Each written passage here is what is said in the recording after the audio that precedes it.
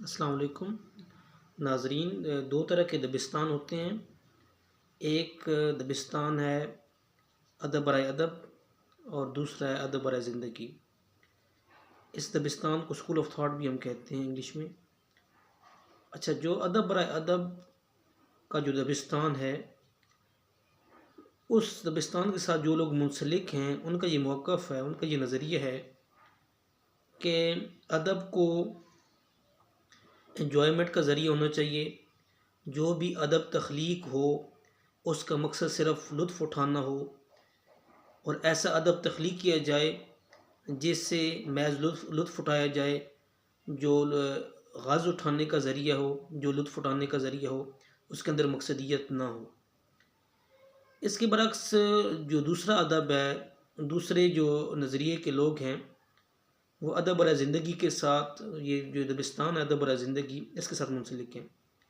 ان کا یہ موقف ہے، ان کا یہ نظریہ ہے کہ ایسا ادب تخلیق کیا جائے جس کا کوئی مقصد ہو، جو کسی خاص مقصد کے تحت تخلیق کیا جائے، وہ مقصد واضح ہو یا غیر واضح ہو۔ ایسا ادب تخلیق کیا جانا چاہیے جس سے لوگ لطف اندوز ہونے کی بجائے ان کی بہتری ہو، وہ اپنے زندگی کے کسی مسائل میں اس سے سبق حاصل کر سکیں،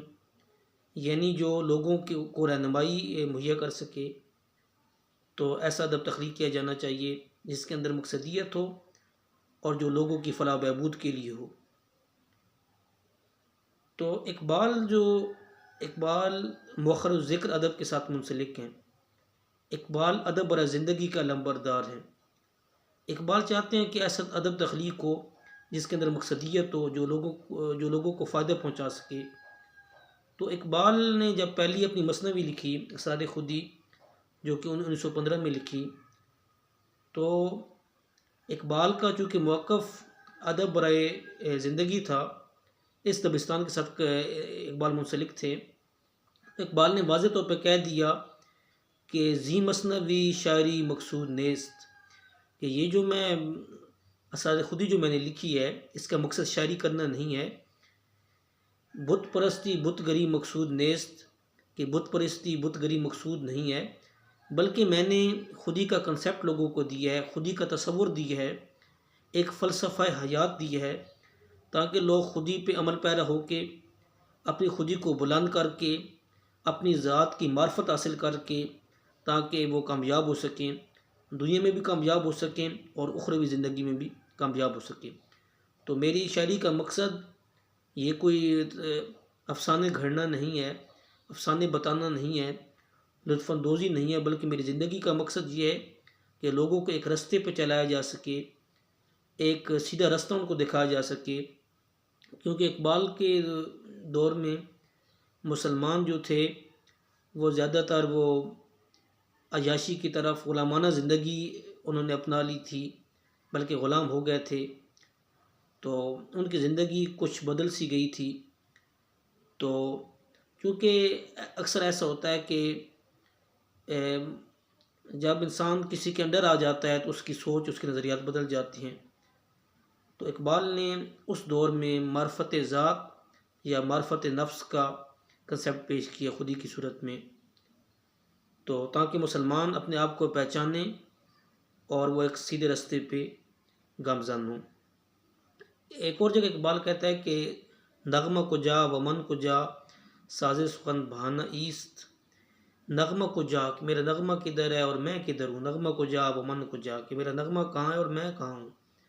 ساز سخن بہانہ ایست کہ یہ جو میں نے شاعری کا ساز الاپ رہا ہوں نا، اس کا مقصد یہ ہے کہ سوئے قطار، اگلے مصرع میں اقبال کہتا ہے کہ سوئے قطار می کشم ناکہ بے زماں مرا، تاکہ میں میری ناکہ بے زماں مرا، یہ ایسی اونٹنی کو کہتے ہیں کہ جو اپنے سیدھے ٹریک سے، سیدھے رستے سے ہٹ جائے۔ تو اقبال کہتے ہیں کہ میری قوم کے جو افراد ہیں، میری ملت کے جو افراد ہیں، وہ سیدھے رستے سے ہٹ گئے ہیں، تو میں یہ چاہتا ہوں کہ ان کو ایک سیدھے رستے پہ لگا سکوں، ایک سیدھی قطار پہ ان کو لگا سکوں، سوئی قطار می کشم، تاکہ میں ان کو ایک قطار پہ، قطار کی طرف کھینچ سکوں، تاکہ وہ سیدھے رستے پہ آ جائیں اور اپنے آپ کو کامیاب بنائیں۔ تو یہ مقصد تھا کہ اقبال یہ چاہتے تھے کہ وہ جو شاعری ہونی چاہیے ایسا ادب تخلیق کیا جانا چاہیے، ایسی شاعری ہونی چاہیے کہ جو لوگوں کے فلاح و بہبود کے لیے ہو اور اس کے اندر لوگوں کا فائدہ ہو، تو اس لیے وہ ادب برائے زندگی کے قائل تھے۔ ایک اور اگلے شعر میں اقبال کہتے ہیں کہ اے میر امم داد از تو خواہم مرا یارہ غزل خان شمردند۔ اے میر امم، امت کی جمع ہے کہ اے امتوں کے سردار نبی پاک صلی اللہ علیہ وسلم،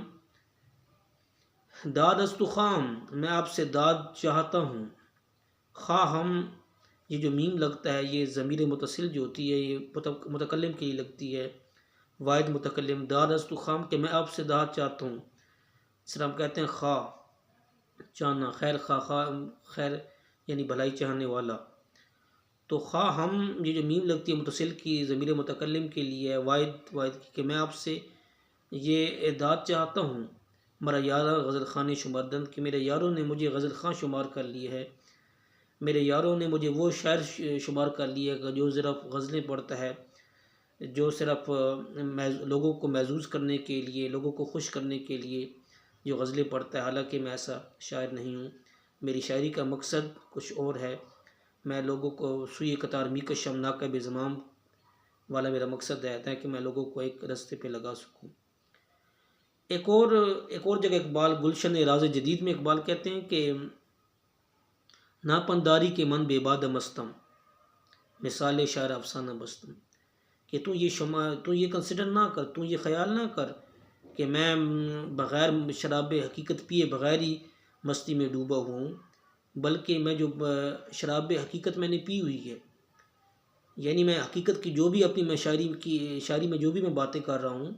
ان کا تعلق حقیقت کے ساتھ ہے، یہ کوئی افسانوی باتیں نہیں ہیں، یہ ریئلٹی بیسڈ باتیں ہیں، ان کا تعلق حقیقت کے ساتھ ہے۔ تو اگلے مصرع میں اقبال کہتا ہے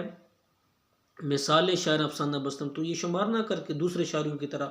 افسانہ بستم، میں افسانوی باتیں کر رہا ہوں، بلکہ میں افسانوی باتیں نہیں کر رہا، میں جو بھی باتیں کر رہا ہوں یہ قرآن و حدیث کے مطابق ہیں، اور میں اپنی جو ملت کے افراد ہیں ان کو ایک رستے پہ لگانا چاہتا ہوں تاکہ وہ یہ غلامی کے زنجیروں سے نکل جائیں اور ایک سیدھے راستے پہ گامزن ہو کر کامیاب ہو سکیں۔ اسی غزل کے اگلے مصرع میں اقبال کہتا ہے، اسی مضمون کو کنٹینیو کر کے کہتا ہے کہ بکوئے دل برا کار ندارم دلزار غم یار ندارم، بکوئے دل برا کہ جو میں یہ معشوقوں کی گلی سے، کوئے کہتے ہیں گلی کو کہتے ہیں، بکوئے دل برا